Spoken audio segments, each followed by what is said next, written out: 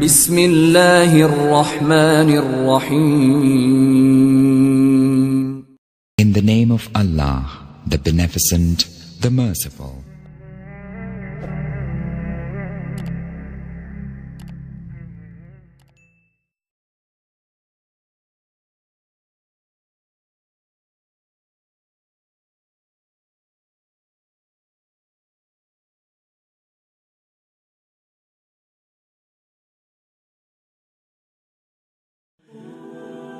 The Persian Empire was greater and stronger than the Byzantine Empire. False religions such as Zoroastrianism and Mithraism dominated the lands of Persia.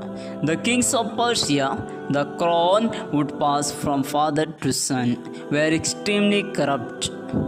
They acted with impunity because they believed themselves to have been descended from their gods.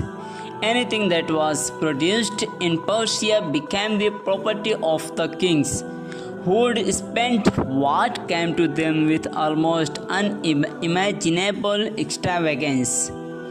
Many farmers left their lands and sought refuge in places of worship, fleeing either from exorbitant taxes or forced entry into the army.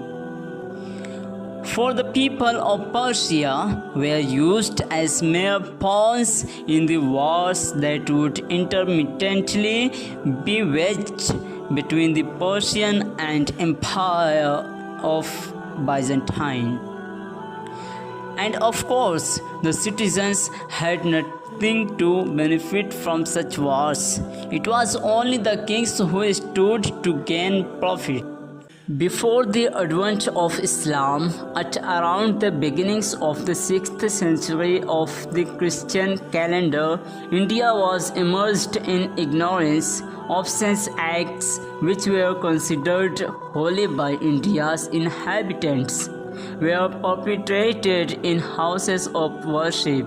Women were considered to be of no value, that many women would burn themselves to death upon the death of their husbands, clearly indicated their standing in society.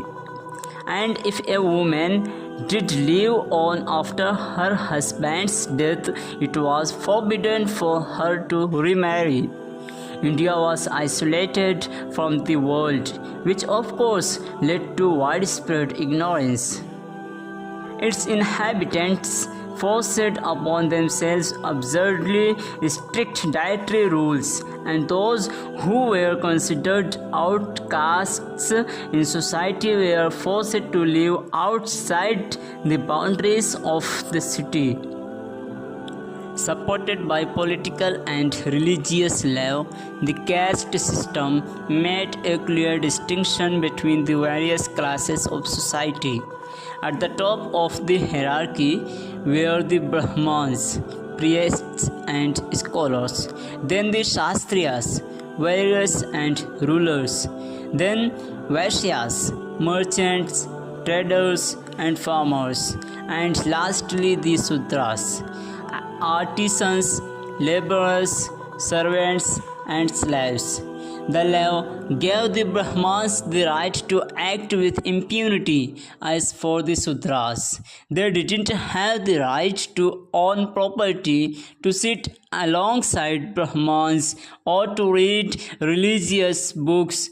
There was another caste whose members were ranked beneath the Sudras. They were called the untouchables, and they were forced to do hard, menial and highly unpleasant labor.